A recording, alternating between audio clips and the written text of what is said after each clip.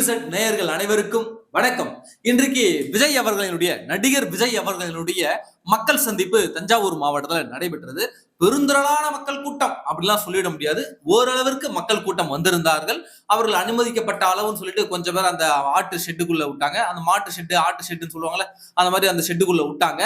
அந்த மந்தைகளை பார்த்து தாவேகா தலைவர் விஜய் அவர்கள் என்ன பேசினார், வெளியிலே இருந்த அந்த மந்தைகளை பார்த்து தாவேகா தலைவர் விஜய் அவர்கள் என்ன பேசினார், அங்க என்னென்ன நடந்தது என்பதை பற்றி இந்த காணொலியில நாம பார்க்கலாம். இது வரைக்கும் நம்முடைய இந்த புதிய சேனலை நீங்க சப்ஸ்கிரைப் பண்ணாம இருந்திருந்தா மறக்காம சப்ஸ்கிரைப் பண்ணிடுங்க. அப்படியே பக்கத்துல இருக்க அந்த பெல் சிம்பலையும் கிளிக் பண்ணிட்டீங்கன்னா நாம போடக்கூடிய வீடியோக்கள் உடனடியாக உங்களை வந்து சேரும். டிவிகே தலைவர்லாம் சொல்லக்கூடாது, நடிகர் விஜய். ஏன்னா இன்னும் அந்த தலைவர் என்ற பக்குவத்துக்குள்ள அவர் வரல. தலைவராக தன்னை அவர் இன்னும் காட்டிக்கொள்ளவில்லை. இன்றைக்கும் அவர் மிகச்சிறந்த ஆகச்சிறந்த நடிகன் அப்படிதான் நாம சொல்லணும். ஏன்னா இப்பதான் அவர் நடிக்கவே ஆரம்பிச்சிருக்காரு. தமிழ் சினிமா உலகுக்கு அவர் 25 ஆண்டுகளுக்கு மேல ஆகிறது. ஆனா 25 வருஷம் நடிக்காதத அரசியலுக்கு வந்த 1.5 வருஷத்துல நடிக்க கத்துக்கிட்டாருன்னா மாவன நீ நடிகண்டா அப்படின்னு தானே சொல்லணும். அதே போலதான் இன்னைக்குதான் நடிகர் விஜய் அவர்கள் முழுமையாக நடிக்க கத்துக்கிறாரு. வேலூர்ல நல்லாவே நடிச்சிருந்தாரு. இப்ப தஞ்சாவூர்ல அப்படியே ஒரு படி போய் நல்லாவே அப்படியே ஆக்ரோஷமாக ஒரு ஆக்ஷன் பிலிம் பார்த்த மாதிரியான ஒரு பிலிம், முழுக்க முழுக்க சினிமா டயலாக். டேய் எவன் எழுதி கொடுத்த டயலாகடா இது, இவன் மாட்டம் பேசிட்டு போயிட்டு இருக்கான் அப்படின்ற மாதிரிதான் இன்னைக்கு அவர் பேசிய டயலாக்குகள், பஞ்சு டயலாக்குகள் எல்லாமே. அதுல 2 விஷயத்த மிக குறிப்பாக பார்க்கணும். ஒண்ணு, பெண்கள் பாதுகாப்பு பற்றி அவர் பேசவில்லை. 2வது, அதிமுகவை நேரடியாகவோ மறைமுகமாக விமர்சிக்கவில்லை. ஒரே ஒரு விஷயத்துல மட்டும் என்னன்னாக்க, திமுகவும் அதிமுகவும் கூட்டணி சேர்ந்துக்கிட்டு நீயா இல்ல நானா, நம்ம 2 பேருக்கு தான் போட்டியே, வேற யாரும் புதுசா வந்துடக்கூடாது, ஐயோ இந்த விஜய் வேற இருக்கானே அவன் வந்துட போறான் அப்படின்ற மாதிரி அந்த விமர்சனம் மட்டும் தான் வச்சாரே தவிர அதிமுக வாண்டடா ஏறாங்க, அவங்க களத்திலேயே இல்லை, அது போன்ற பேச்சுகள் விஜய் அவர்கள் தவிர்த்து விட்டார். ஏன் என்ன அப்படின்னு நமக்கு தெரியல. அந்த பெண்கள் பாதுகாப்பு என்ற விஷயத்தை ஏன் விஜய் அவர்கள் பேசவில்லை என்றால் உங்களுக்கே நல்லா தெரியும். அவர் மட்டும் பெண்கள் பாதுகாப்பு அப்படின்னு வாயை எடுத்திருந்தாருன்னா முதல்ல உன் பொண்டாட்டி போய் பாடுறான் அப்படின்னு இருப்பாங்க. அதனாலேயே அந்த வார்த்தையை அவர் தவிர்த்திருக்கிறார். அது மட்டும் இல்லாம திமுக அதிமுக இவங்க 2 பேரும் தான் ஒருத்தர் மாத்தி மாத்தி ஆள்றாங்க. இவங்க அண்டர் கிரவுண்ட் டீலிங் வச்சுக்கிட்டு நீயா நானா, நமக்குள்ள புதுசா ஒரு ஆள் வந்துடக்கூடாது அப்படின்னு சொல்லிட்டு இவங்க பேசிக்கிட்டு இருக்கிறாங்க, பேசிக்கிட்டு அரசியல் செய்யறாங்க அப்படின்னு நடிகர் விஜய் அவர்கள் ஒரு குற்றச்சாட்டை வைக்கிறார். அது உண்மையா? புரட்சி தலைவி அம்மா அவர்கள் மீது சொத்து குவிப்பு வழக்கு போடுவதற்கு மிக முக்கியமான காரணம் யார்? இந்த கருணாநிதி கூட்டம் தானே. ஒருவேளை அண்டர் கிரவுண்ட் டீலிங் வச்சிருந்தாக்க, இந்த வழக்கு போட்டிருக்க முடியாது அவர்கள் மீது. அந்த வழக்கு எவ்வளவு சூழ்ச்சியாக பின்னப்பட்டு எவ்வளவு நேர்த்தியாக அதுல புரட்சி தலைவி அம்மா அவர்கள் சிக்க வைக்கப்பட்டார் சசிகலாவிலால் என்பது எல்லாருக்குமே தெரியும். சரி, அதை விடுங்க. இப்ப KN நேருவின் மீது லஞ்ச ஒழிப்புத்துறை FIR பதிவு பண்ணணும் அப்படின்னு சொல்லிட்டு இன்றைக்கு நீதிமன்றத்தில் சட்ட போராட்டம் நடத்தி கொண்டிருப்பது யார்? அதிமுகவினுடைய வழக்கறிஞர் பிரிவினுடைய பொறுப்பாளராக இருக்கக்கூடிய அண்ணன் இன்பதுரை அவர்கள் தானே. அதிமுக தானே இன்னைக்கு KN நேரு வழக்க விடாம ஃபாலோ பண்ணிட்டு வருது. அவர் மேல FIR பதிவு பண்ணுங்க, FIR பதிவு பண்ணாத லஞ்ச ஒழிப்பு துறையின் மீது நீதிமன்ற அவமதிப்பு வழக்கு தொடருங்க அப்படின்னு சொல்லிட்டு தொடர்ச்சியாக சட்ட போராட்டம் நடத்தி கொண்டிருப்பது யார்? செந்தில் பாலாஜியின் மீது நடவடிக்கை எடுங்கன்னு வழக்கு கொடுத்தது யாரு? அனிதா ராதாகிருஷ்ணன் மீது ஊழல் புகார்கள் இருக்கிறது, அதை விசாரிக்க சொல்லிட்டு வழக்கு கொடுத்தது யாரு? அதிமுக. திமுக கூட இவங்க அண்டர் கிரவுண்ட் டீலிங்ல இருந்திருந்தா இத்தனை வழக்குகளை நடத்துங்கன்னு சொல்லிட்டு இவர்கள் மேல கம்ப்ளைண்ட் பண்ணுவாங்களா? இன்னைக்கு அதிமுக திமுக எத்தனை தொண்டர்கள் சண்டை போட்டு மாண்டு இருக்கிறார்கள். அவர்கள்லாம் அண்டர் கிரவுண்ட் டீலிங் வச்சுட்டா? ஒன்னு அரசியல் தெரிஞ்சா பேசணும் தம்பி விஜய், அப்படிலாம் பொத்திக்கிட்டு அப்படி ஓரமா போய் நிக்க வேண்டும். என்னமோ அதிமுக திமுக அண்டர் கிரவுண்ட் டீலிங் வச்சிருக்காங்க. ஏன் நீ டீலிங் வைக்கலையா? 2 வருஷத்துக்கு முன்னாடி அறிவாலயத்துல தானே விழுந்து கிடந்த, 2 வருஷத்துக்கு முன்னாடி கருணாநிதி காலில் தானே விழுந்து கிடந்த. என்னமோ நான் ரொம்ப சிம்பிளா சொல்றேன் பாருங்களேன், இவனுங்க புத்தி எப்பேற்பட்ட புத்தி நான் சொல்றேன் பாருங்க. சங்கீதா அவர்கள் MK ஸ்டாலின் அவர்களுடைய குடும்பத்துல ஒரு இறப்பு நேர்ந்து விட்டது. அதுக்கு போயிட்டு ஏன்னா ஸ்டாலின் அவர்களுடைய மகள் செல்வி சங்கீதாவுக்கு ஃப்ரெண்டு, எப்படியோ ஃப்ரெண்ட் ஆயிட்டாங்க. ஏன்னா அதுக்கு முன்னாடி திமுக குடும்பமும் விஜய் குடும்பமும் நெருங்கி பழகியவர்கள் தானே. இதெல்லாம் தெரியாதா? திமுக குடும்பத்துக்கும் விஜய் குடும்பத்துக்கும் இருக்கக்கூடிய பழக்க வழக்கம் யாருக்கும் தெரியாதா? இப்ப 2 வருஷமா தானே இவர் TVKவா TMKவா அப்படின்னு பேசிட்டு இருக்காரு. அதுக்கு முன்னாடி என்ன பண்ணிட்டு இருந்தாரு? அப்போ ஒரே ஒரு போட்டோ வெளில வந்துருச்சுப்பா. இவங்க அந்த துக்க நிகழ்ச்சிக்கு போயிட்டு சங்கீதா கலந்துக்கிட்டாங்க. அந்த ஒரு போட்டோ வச்சுக்கிட்டு இவங்க திமுகவினுடைய கைகுலி பாத்தீங்களா, திமுக கைகுலி இத்தனை தடவை அந்த சங்கீதா அவர்களை போட்டு எவ்வளவு அசிங்கப்படுத்தணுமோ அவ்வளவு கொச்சப்படுத்துறானுங்க டிவிக்கு தம்பிகள். சரி, விஜய் அவர்கள் கருணாநிதி காலில் விழுந்து கும்பிட்ட படம் இருக்கிறது. அதுக்கு என்ன சொல்ல போற? மு.க. ஸ்டாலினிடம் கையெடுத்து கும்பிட்டு அவருடன் கைகுலுக்கி சமமாக அமர்ந்து பேசி தோல் மேல் தோல் போட்ட போட்டோஸ்லாம் இருக்கு, கை போட்ட போட்டோஸ்லாம். அதுக்கு என்ன சொல்ல போற? உதயநிதி கட்டிப்பிடித்து போட்டோ எடுத்த விஜயினுடைய போட்டோ இன்றைக்கும் இணையதளங்களை சுத்திட்டு இருக்கு, போய் பாருங்க. அப்ப அதுக்கு என்ன சொல்ல போற? அப்ப சங்கீதாவை விட விஜய் அவர்கள் திமுக கைகுலி கிடையாது, சங்கீதா தான் கைகுலி அந்த இறப்புக்கு போயிட்டு வந்ததால. இந்த மாதிரிலாம் அவதூறு பரப்புறாங்க. அப்ப முழு திமுக காரன்டா விஜய், முழு திமுக காரன். அப்போ இவன் 2 வருஷத்துக்கு முன்னாடி வரைக்கும் திமுக கூட கொஞ்சம் கொலாவிக்கிட்டு இருந்துட்டு இன்னைக்கு திமுக அதிமுக அண்டர் கிரவுண்ட் டீலிங்ல இருக்கான். அது இவர் பார்த்தாராமா, விலகு பிடிச்சி பார்த்தாராமா. விஜய் தான் போயிட்டு விலகு பிடிச்சிட்டு பார்த்துட்டு இருந்தாரு. திமுகவும் அதிமுகவும் அண்டர் கிரவுண்ட் டீலிங் வச்சிருந்தது. இந்த விஜய் அவர்கள் தான் திமுக காலுகளிலேயே விழுந்து கிடந்தான். கருணாநிதி காலில் விழுந்தான், மு.க. ஸ்டாலின் காலில் விழுந்தாரு, உதயநிதி காலிலையும் விழுந்தாரு. அடுத்தது இந்த அரசியல தோத்து போனா மீண்டும் இன்பநிதி காலிலையும் விழுந்து அவருடைய ரெட் ஜெயண்ட் மூவிலையும் நடிப்பாரு விஜய். அப்பேற்பட்ட ஒரு கோழை பயல் தான் இவர் சொல்றாரு அண்டர் கிரவுண்ட் டீலிங்ல இருந்தாங்க அப்படின்னு. அப்போ அரசியல் தெரிஞ்சா பேசணும் விஜய், இல்லைன்னா பொத்திக்கிட்டு அப்படி இருக்கணும்.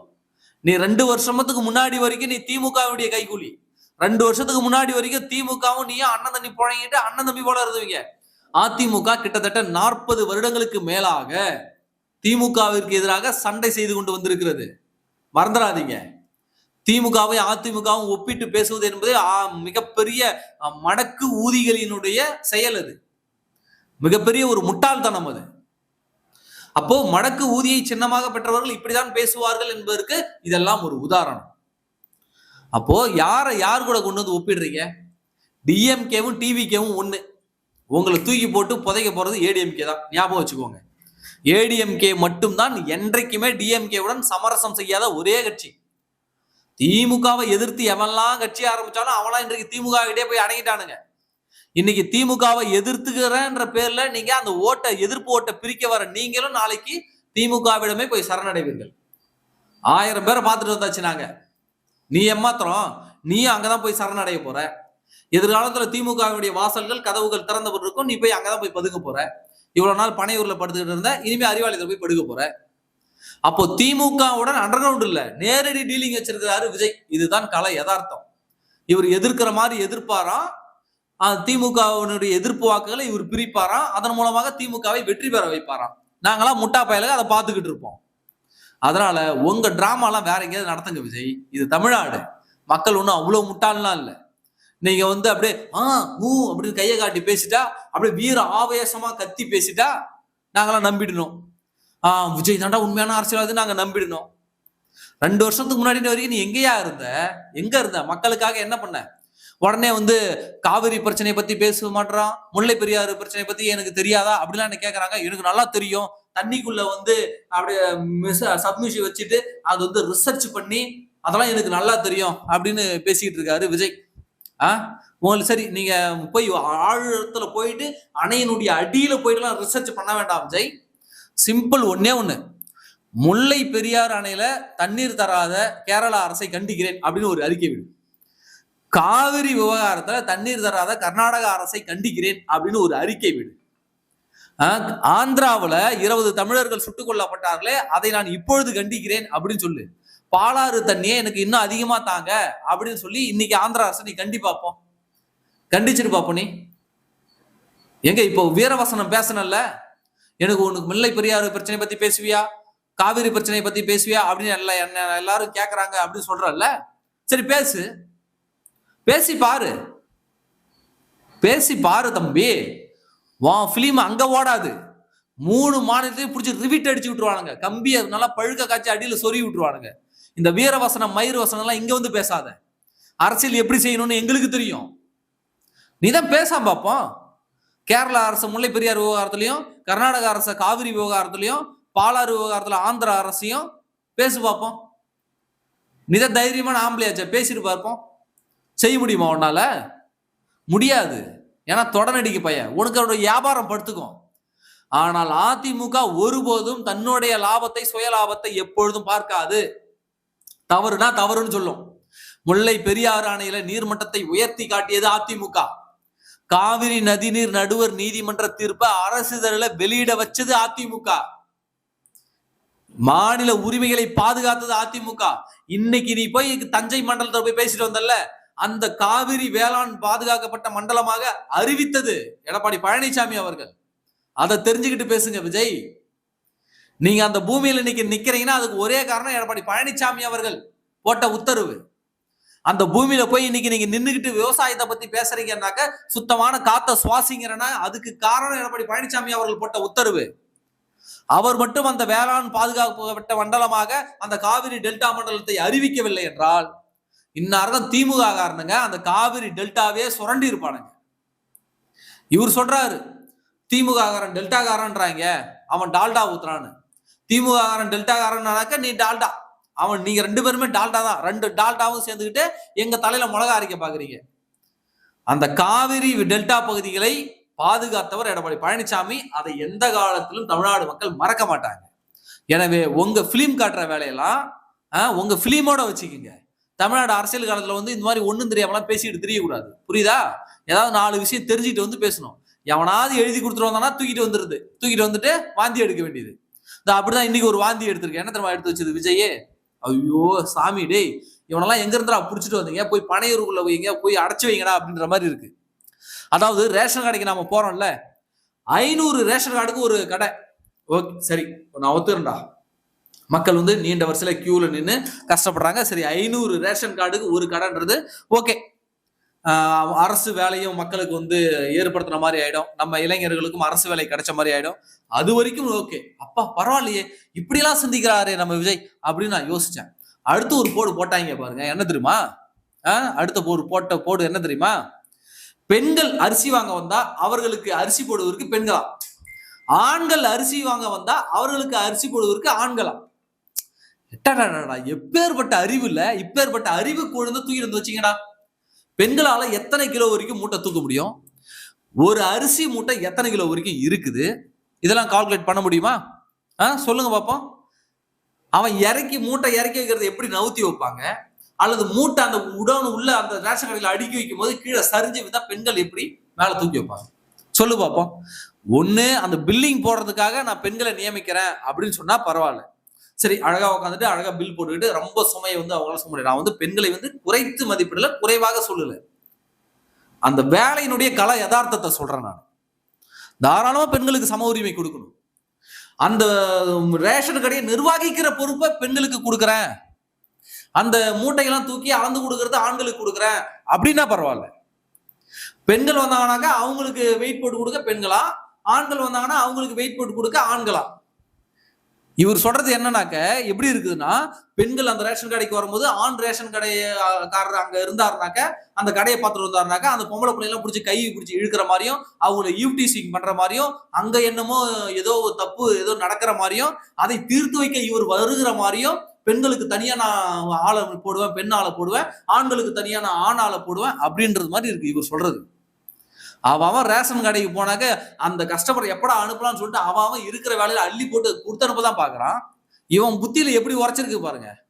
அப்போ அந்த திருமணம் கடந்த உறவில் இருந்தவனுக்கெல்லாம் புத்தி இப்படிதான் போகும். இதெல்லாம் பாத்துங்க, பார்த்து சிரிங்க எல்லாரும். அவருடைய தம்பிகள் விஜய் அவர்கள் வந்து வண்டியில போய்கிட்டு இருக்காரு, பின்னாடியே ஃபாலோ பண்ணிட்டு போறானுங்க. விஜய் அவருடைய வண்டியில ஏறி அப்படியே அந்த இந்த டோர் அப்படியே புடிச்சிட்டு தொங்கிட்டு அதுல செல்ஃபி எடுக்கிறான். கீழே வந்து செத்தானா எவனா பதில் சொல்லுவான்? ஒரு செல்ஃபிக்காக உயிரே போயிடுமாடா, நமக்கு பதைக்குது. விஜய் வண்டி போகுது, பின்னாடி எல்லாம் ஃபாலோ பண்ணிட்டு போறானுங்க. ஒரு போலீஸ் வாகனத்துல மோதி ஒருத்தன் ஸ்பாட் அவுட். அப்படியே ஒருத்தன் முன்னாடி ஒருத்தன் இடிச்சு ஒரு 4-5 வண்டிகள் அப்படியே சதறி கிடக்குது அந்த இடத்துல. ஒரு பொம்பளை புள்ள வந்து ஒரு குழந்தைய தூக்கிட்டு, கை குழந்தைய தூக்கி இடுப்புல வச்சுக்கிட்டு விஜய் வண்டி பின்னாடி ஓடுது. நல்ல வேலை ஒரு பெரிய ஆளு எவனோ ஒருத்தன் வந்து அந்த பொம்பளை புள்ளைய வந்து தடுத்து ஏமா இப்படி போமா நீ அப்படின்னு மறிச்சு விட்டான். இல்லைன்னா அது எங்கேயாவது குழந்தையோட போயிட்டு விழுந்து செத்துருக்கும். ஒரு பொம்பளை பிள்ளை வந்து குழந்தைய தூக்கிட்டு வந்து நிக்குது. அவன்கிட்ட பத்திரிகையாளர் கேட்கறாங்க, என் குழந்தைய விட எனக்கு விஜய் தான் பிடிக்கும்னு சொல்லுதுன்னா, இந்த மாதிரி பெண்களை எப்படி நீங்க வீட்டுல வச்சிருக்கீங்க முதல்ல நான் கேட்கிறேன். வீட்டை விட்டு துரத்தி விடுங்கன்ற. பெத்த குழந்தைய விட விஜய் முக்கியமா? அப்புறம் எது குழந்தை பத்துக்கிட்டா கள்ளிப்பால் ஊத்தி கொல்ல வேண்டியதானே? எது குழந்தைய பத்துக்கிட்டீங்க? இந்த தற்கொலை கூட்டங்களுடைய அட்டூழியங்கள் இதை பார்க்க உண்மையாகவே இதெல்லாம் நெகட்டிவ் ஓட்டா மாறிடும். இந்த இளம் வயது விஜய் ரசிகர்களுக்கு வேணா இது குதூகலமா இருக்கலாம், மாசா இருக்கலாம், பிளாஸ்ட்னு நீங்க தெரிக்க விடலாம். ஆனா பாக்குற பொதுமக்கள் மத்தியில என்னடா இது குரங்கு கூட்டமா இருக்கு, இப்பயும் இவ்வளவு அராஜகம் பண்றானுங்க, இவ்வளவு இன்டீசென்டா பிஹேவ் பண்றானுங்களே, ஆட்சியெல்லாம் இவனுக்கு கையில கொடுத்தாக்க குரங்கு கையில கிடைச்ச பூமாலை மாதிரி ஆயிடுவேன்னு சொல்லிட்டு பொதுமக்கள் செம்ம அப்செட்ல இருக்காங்க. இன்னைக்கு அந்த வீடியோக்கள் அந்த காணொலி எல்லாம் பாக்குற பொதுமக்களுக்கு என்னடா இப்படி பண்ணிட்டு இருக்காங்க, பைத்தியார கூட்டமாடா அப்படி சுத்துது அப்படின்னு. நானும் பார்த்தனாக்க சுத்தமா மெண்டல் மண்டை குழம்பு மெண்டல் அரை மெண்டல கூட இல்லை இவனுங்க. காமெண்டலா கூட அது கூட தகுதி கிடையாது. அப்பேற்பட்ட மெண்டலுங்க. இவங்களை பார்க்கும் போதே என்னடா இப்படி பண்ணிட்டு இருக்கானுங்க, சிலித்தனமான காரு மேல ஏறி கத்துறானுங்க. இதெல்லாம் பார்க்கும் பொழுது தமிழ்நாடு அரசியலை இவர்கள் கைகள்ல நாம ஒப்படைக்கணுமா? தமிழ்நாடு அரசியலை இவங்க என்னென்ன கூத்தடிக்க போறானுங்க அப்படின்ற மாதிரி நம்முடைய எண்ணங்கள் போகிறது.